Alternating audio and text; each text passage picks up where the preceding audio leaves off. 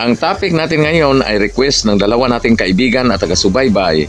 Ang request ni Paulo Hindap ay tungkol sa mga barko na ino-offer ng South Korea para sa Philippine Coast Guard. At ang request naman ni Jeremy Pasigan ay tungkol sa sariling gawang fighter jet ng Taiwan.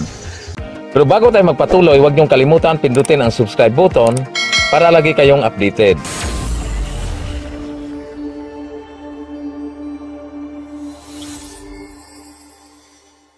Ngayon, unahin natin ang request ni Paulo Hindap ang tungkol sa offer ng South Korea ang mga barko para sa Philippine Coast Guard.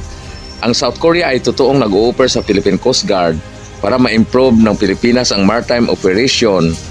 At ang Pilipinas at ang South Korean Coast Guard ay nagkaroon ng diskusyon o pag-uusap ukol sa posibleng pagkuha ng Philippine Coast Guard ng mga barko gawa sa South Korea. Ang acquisition na ito ay magpalakas sa operational capabilities ng Philippine Coast Guard at ang posibleng magkaroon ng inisyatibo na magsagawa ng joint training program ang dalawang bansa at nagkaroon din ng signing o lagdaan ng tinatawag na MOU o Mutual of Understanding nung pagbisita ni South Korean President Yoon Suk Yeol noong nakaraang linggo. Ang Philippine Coast Guard ay naghahangad na makakuha ng 46 units na mga patrol vessel at daan-daang mga patrol boats sa loob ng 5 taon. Ito ay kaparte sa Fleet Modernization Program ng Philippine Coast Guard. Karamihan sa mga modernong barko ngayon ng Philippine Coast Guard ay gawa sa Japan sa pamamagitan ng Development Assistance Loan o utang ito. At for the first time ay isinipubliko ang pagpresenta ng 5 disenyo ng barko na gawa ng Hyundai Heavy Industry at ito ay naganap sa ginawang Asian Defense and Security Exhibition noong nakaraang September sa taong ito.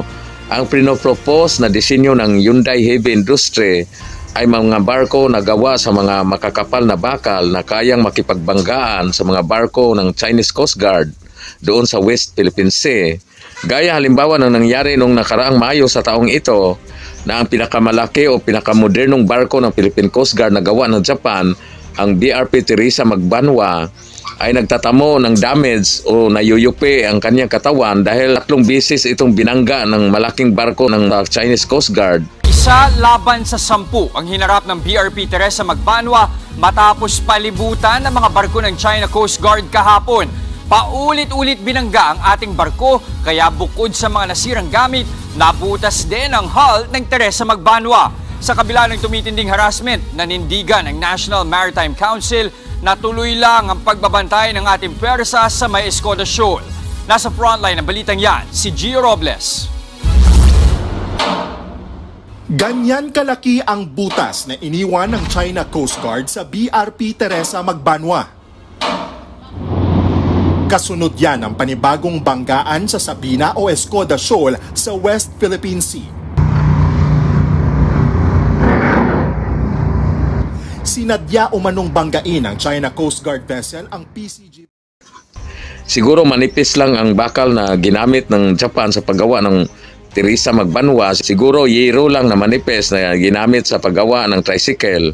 Itong gagawin ng Hyundai Heavy Industry ay makakapal na bakal. Kaya ang takbo nito ay mabagal din dahil mabigat. Okay lang yon. Kawawa naman itong mga barko ng Philippine Coast Guard gaya halimbawa ng BRP Teresa Magbanwa kasama ang BRP Cabra at ang BRP Malabrigo. Nung nagsasama silang nagpatrolya ang 3 barko na ito doon sa Escoda Shoal na may layo lamang na 70 nautical miles mula sa Palawan. Ang kanilang pakay ay para mag-intercept ng mga barko ng China na illegal na pumasok doon sa Escoda Shoal. Unong nasa malapit na sila ay tinira sila ng water cannon ng mga barko ng Chinese Coast Guard. Taliwas ito sa ginawa ng Argentina noong ang mga Chinese vessel ay pumasok sa exclusive economic zone ng Argentina ay niratrat kaagad ito gamit ang machine gun at mga kanyon. Yan ang dapat gawin ng Pilipinas. Ayon sa Argentinian Coast Guard, kung hayaan mo na pumasok ang mga Chinese vessel sa kanilang teritoryo, kinabukasan ay magsidatingan pa ang marami at daang mga vessel ng China. Kaya kanila itong pinagbabarel at tinira. Tama lang ang ginawa ng Argentina. Dahil pag tayo man o sinong bansa na pumasok sa teritoryo na China ay agad titirahin tayo ng missiles. Sa atin baliktad sila pa ang pumasok sa ating economic exclusive zone tapos tayo pa ang ginugulpe. Tapos gusto ng China tayo pa ang hihingi ng suri. Ngayon ay magpapagawa na naman ang Philippine Coast Guard doon sa Hyundai Heavy Industry ng 40 units mahigit ng mga barko. At ano silbi nito kung paikot-ikot lang ito sa Sabina Shoal? Dapat pag may pumasok sa exclusive economic zone sa Pilipinas ay ratlatin kaagad, hindi lang babanggain o titirahin ng water cannon gaya ng ginawa ng Argentina.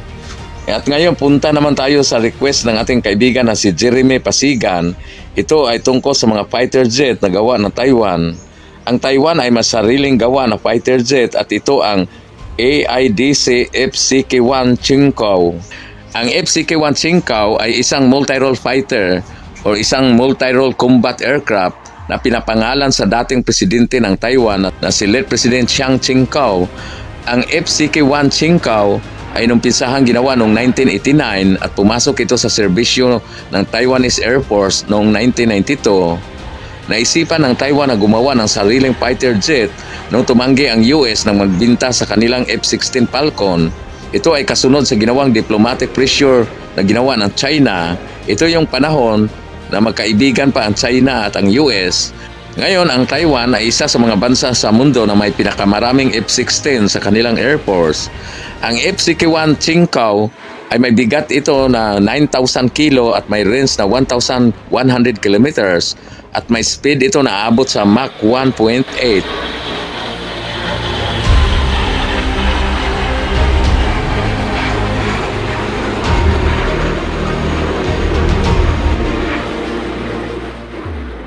At armado ito ng 4 na Sky Swords air-to-air missiles at 4 na Sky Swords 2 air-to-air missiles at 4 na M9 Sidewinder at 4 na EGM Maverick air-to-air missiles at 4 na Xiongping 2 anti-ship missiles at 2 Wanchen air-to-ground cruise missiles. At ang tindi pa nito dahil ang Sky Swords 1-2, isang air-to-air missile ay sariling gawa ng Taiwan, pati na ang Xiongping 2 anti-ship missiles at ang Wanchen air-to-ground missiles ay sarili ding gawa ng Taiwan.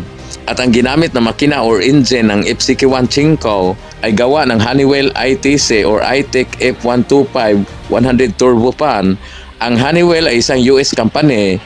Ito lang ang kumpanya na pumayag na makipag-deal sa Taiwan para sa engine na gagamitin sa FCK-1 Qingkou. Dahil karamihan sa mga malalaking engine manufacturer ng US gaya ng General Electric at Pratt & Whitney ay tumatanggi.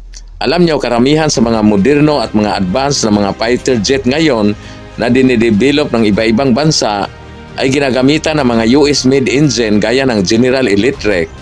Dahil hindi pa kaya ng mga bansang ito mag-develop ng sariling aircraft engine, ibig sabihin katawan lang ng eroplano o fuselage ang kanilang ginawa at ang mga advanced radar system at mga weapon system at mga engine ay kanilang binili sa ibang bansa at karamihan ay galing sa US. Gaya halimbawa ng KF-21 Burume ng South Korea, ang engine nito ay General Electric at ang bago namang dinidevelop ng Turkish Aerospace Industry ang TK-Khan fighter jet. Ang makina nito ay General Electric pa rin at pati na ang AMCA fighter jet na gawa ng India ay ganun din General Electric. At hindi lang yon, pati ako, General Electric din ginagamit ko kaso lang sa electric fan. Ibig sabihin nito, kaya ng Pilipinas gumawa ng katawan o fuselage ng fighter jet at bibili na lang ng mga makina or engine doon sa General Electric. Kayang-kaya yan ng Pinoy, Pinoy pa eh. Hanggang sa susunod, maraming salamat.